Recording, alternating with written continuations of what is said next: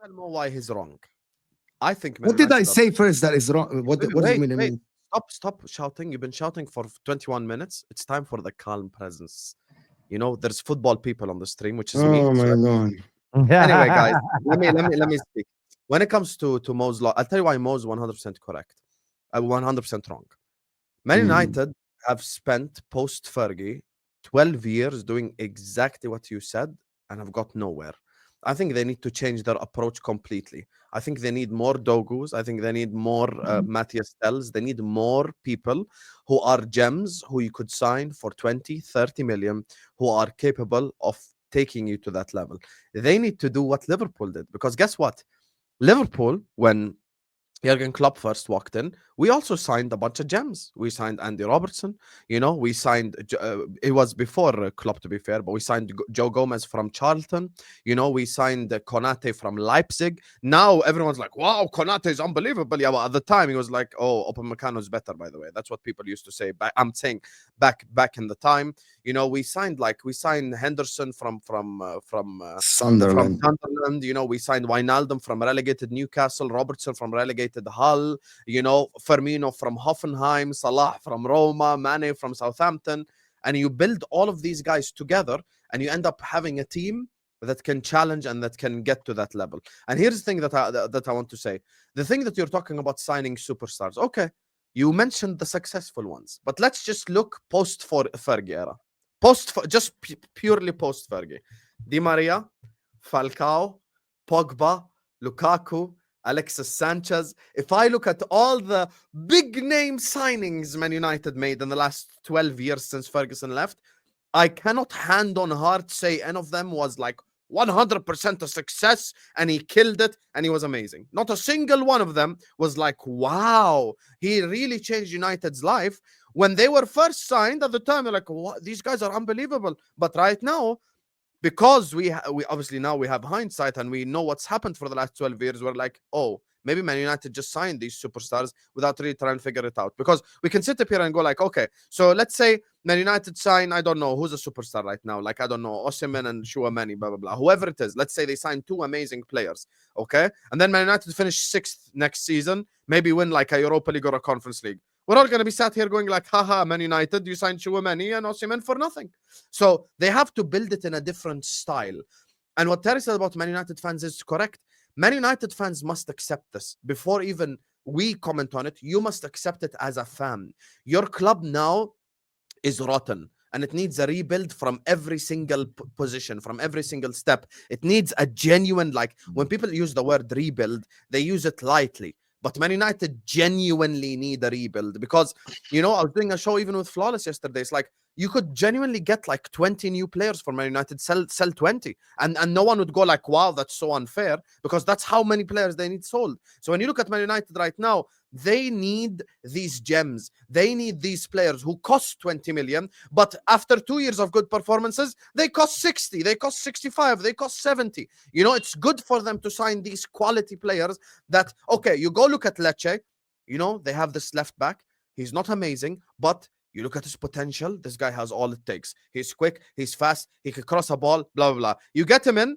He plays, 15 good games for Man United. All of a sudden, Dogu's the best left back in the world. And this is the thing, right? Where you get people that will say poor mentality. But this is people that are from a generation of spoilt football fans who maybe only started supporting their football club when they were already successful. And they don't know much about the history of their football club.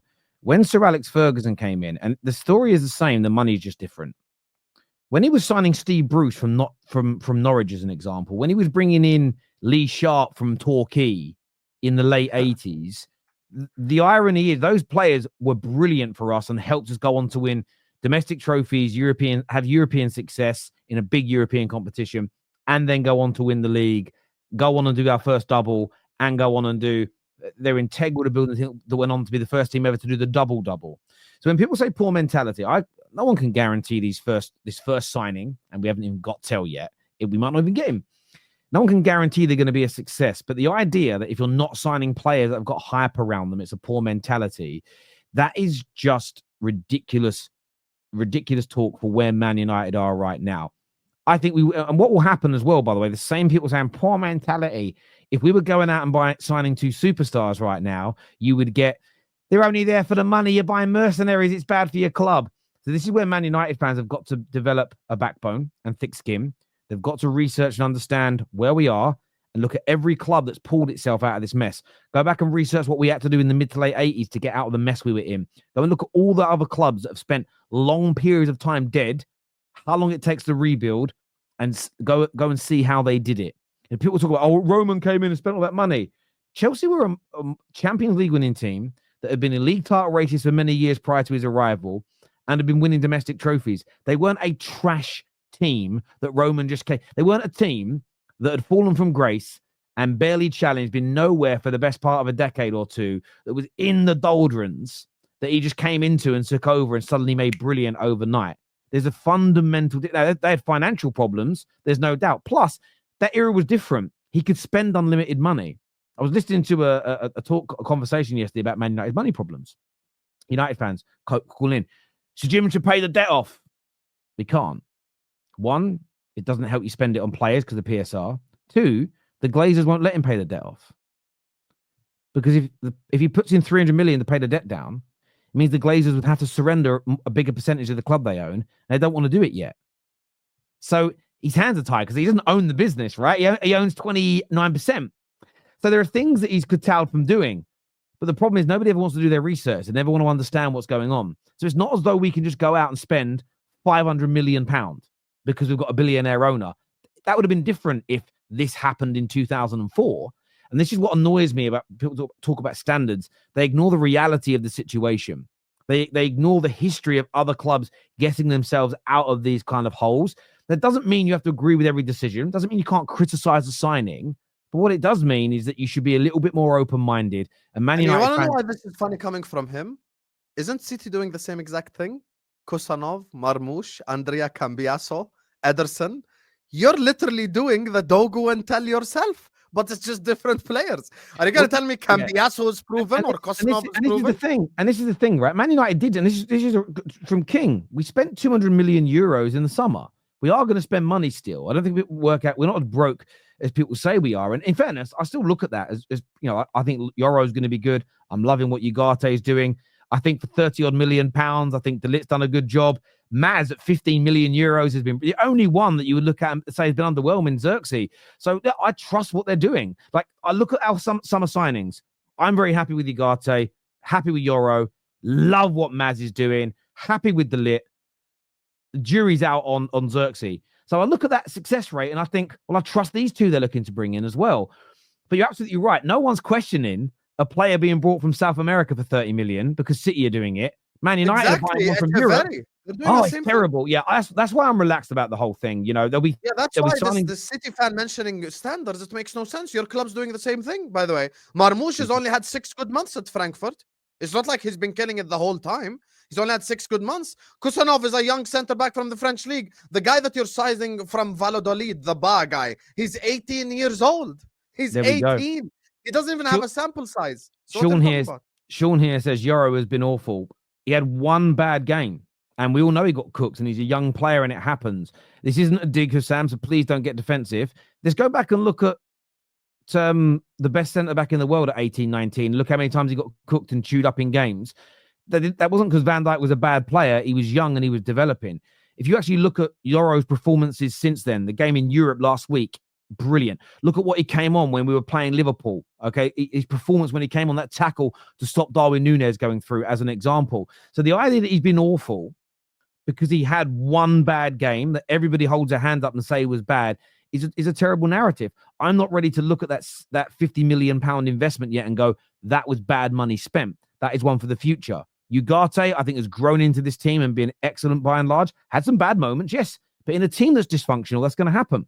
We know that Maz has been brilliant. And I feel that Delit, barring getting chewed up by Gakpo at Anfield, and he got dominated by Samu Amarodian for a couple of goals in the Europa. So I will remember those bad moments. Again, I've been happy with it. And yeah, I'm not panicking about what's going on at Man United right now. I think some of these players have been a little bit underwhelming. That's it. But you have to give them time, basically. Yeah, look, I think we've got a team that is being built and put together, and I feel that some of them won't be here in 2 or 3 years.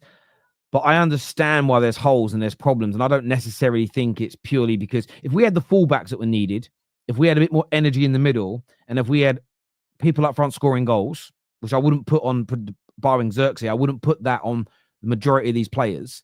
I think you'd see everybody else looking better. I mean, I wonder what your view of or the view of Liverpool would be if Salah wasn't scoring any goals, as an example, and you were sitting 4th or 5th in the league. Maybe there wouldn't be as much praise for how good Gravenberch is or how good your defense is, because the overall feeling of your team would be a little bit different. And I think that's, you know what I'm saying? I want to go to a couple of these comments that have come through here. First one says, Terry, have you seen the Deloitte Money League? How the F do Villa not have financial problems? Also, pull the table up. So you've got to remember, so this is the thing with PSR. You can lose money, but some of it is deductible. So, for instance, you could lose 500 million. So people going, how can Man United build a new stadium if they have no money? Because building new stadiums is deductible. So let's just say we start building a stadium and the owners pump some money into it and the club takes money out of its cash reserve and we borrow some money and it creates a new debt. And off that new debt, we lose 500 million a year. But 300 million of it is accountable to the stadium that's taken off of PSR numbers. So again, people have got to learn about PSR before they speak about it per se. So from my perspective, I'd have to look at what they're doing. A lot of Villa's losses are deductible, as an example. So again, why are Man United also looking to buy some young players? When you buy young, all that expenditure, I think it's under 21, is deductible from PSR. So you have to look into these things a little bit more, and I'll take a look at it. But